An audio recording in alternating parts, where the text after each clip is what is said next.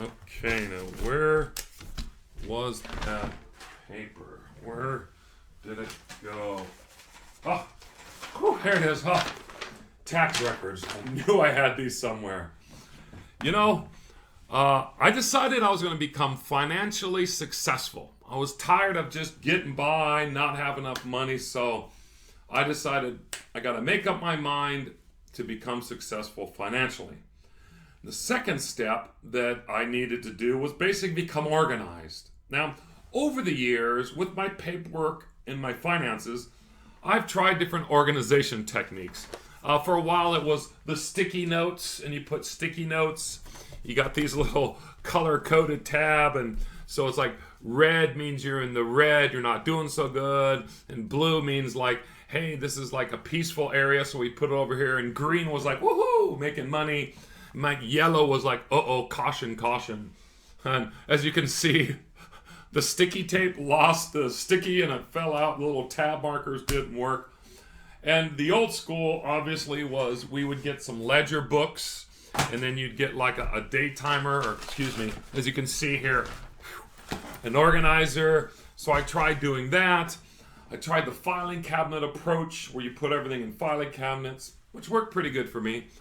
Then I tried the old get a scanner and stick all the paperwork in there and scan them all.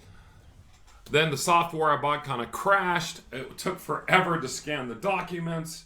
So I just went back to the old filing cabinet. But whatever you do when you start making up your mind to become successful is you're going to have to organize yourself. That's the second commandment of success. That is to organize yourself. Whatever way you organize yourself doesn't matter. It's just that you do something about yourself and your finances, your money and your time. These are the things that we can organize. So let's take a look at the second commandment of success, which is organize yourself.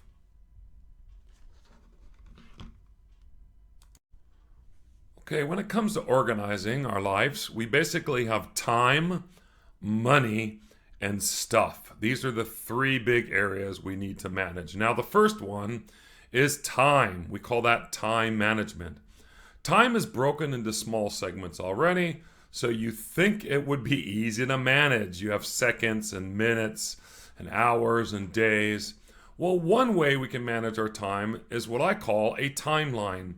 You start with a 1 month timeline, and you record it over the course of, say, 1 month. First thing we do, we would set up a wake up and a bedtime schedule. Remember, we're trying to do the timeline of our waking hours. So you need to set up that in advance. So your wake up to your bedtime, and it can change day to day. But while you're recording these things, you want to track your daily activities. You can do it in 15 minutes, 30 minutes, 60 minutes. I'm a professor, so my classes run about 50 minutes. So I have a 50-minute office hour, so I can break these down into 60-minute segments. Then, of course, there's my lunch time. When I get home, I usually work out for about an hour. So an hour works really good for me. Now, you can do printable ones, which I just found this easily online, where it's broken into little 15-minute segments, and every day there's a little list of things to do. I like the side-by-side, where I can write down my schedule from, say, 8 o'clock to 5 o'clock, my busy times, and on the left side, I write down little notes as I keep track. Now, whatever you do, at the end of every day or the end of every week, you want to evaluate how you're using your time. Remember, that evaluation will help you start to figure out where your time wasters, where areas you could cut back or expand. Now, you really have to get some kind of organizational tool.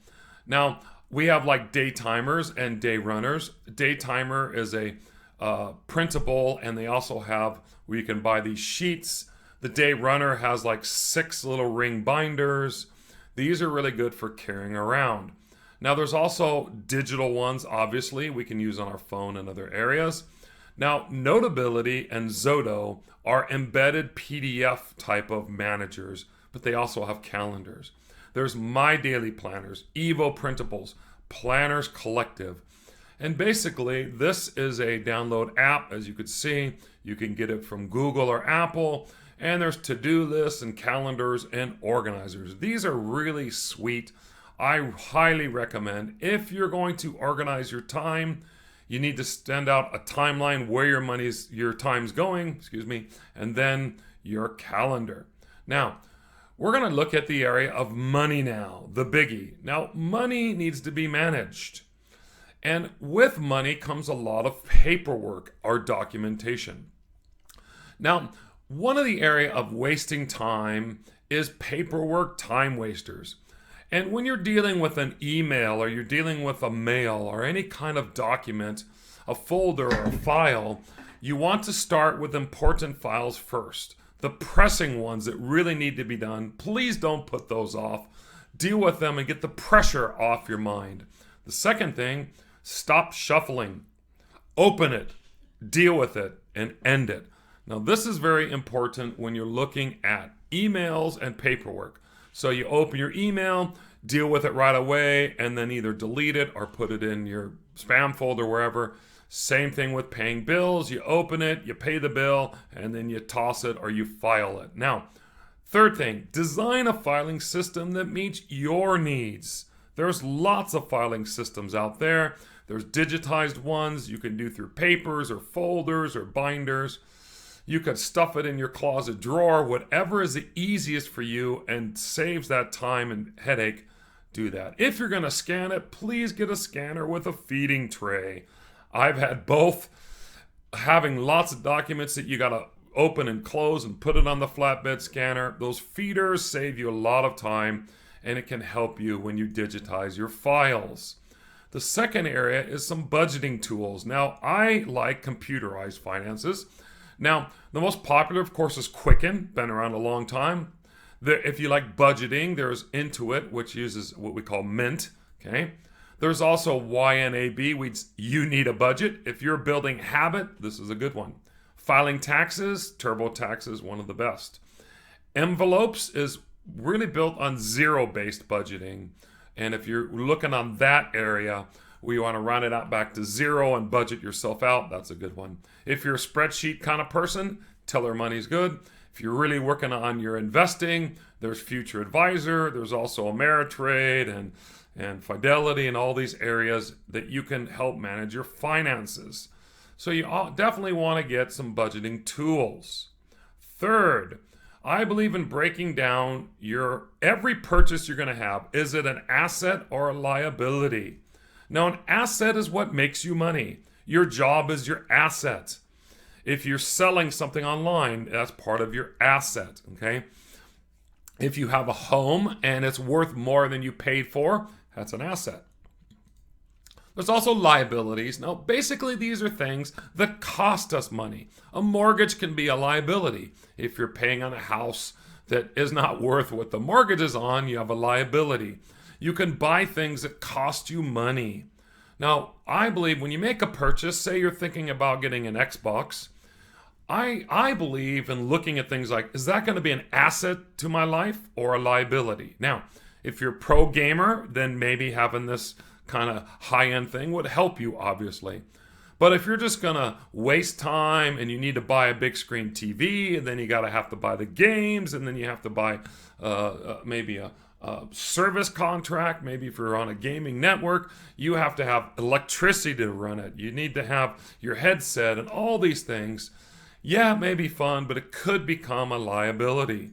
Maybe you want to buy a Peloton. Obviously, it's a liability. It'll cost you money if you do not use it. But it could be an asset if it saves you health and cuts down on your insurance, makes you feel better. You don't have to go to a gym and spend money. I believe if you're going to look at your finances, break down all your future purchases as assets or liabilities. So these are the areas of money. Now, the next area and the final area is stuff. Basically, we have too much stuff. The average American home, according to LA Times, has 300,000 items. Not sure if I know what they mean by that. Maybe they mean if you count every toothpick and every pen and every small little item you have. Yes, we have a lot of stuff. Average home has tripled in the past 5 years. If you have a 2-car garage, the U.S. Department of Energy has done some research and believes that a third of people can't even park one car in their 2-car garage because they're full of stuff.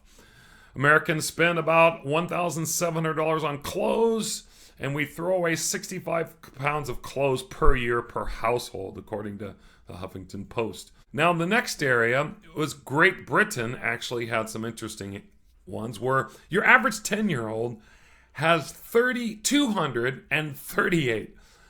238 toys. Now, I don't know how they counted all these, but they basically play with 12, which I believe most children have lots of toys, but only play daily with about, 5, 6, 7, 8 toys.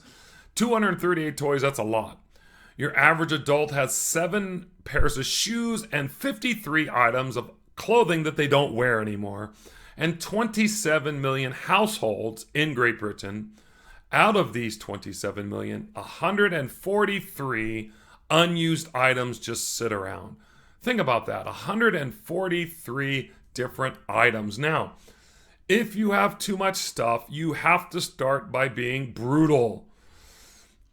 I believe that if you haven't used it, remove it. Now, it doesn't mean you have to throw it out. You could become Santa Claus. So go through each item and go, hey, this was really good. I used it a few times. I don't really need a blender. Maybe somebody else could use it. Or you could give it away to your local church or charity. Or you could start turning your house into a store. Go through all your items. And in the United States, we have these big garage sales. In other countries in Asia, they have these online marketplaces. So you could turn your house into a store. And one of the areas is we really have to go room to room until it's done. So you start in your bedroom and you go through all these areas. And then you go through your kitchen and your laundry room.